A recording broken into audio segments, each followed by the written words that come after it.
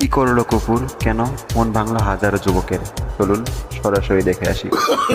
Oh, no, no, no, no.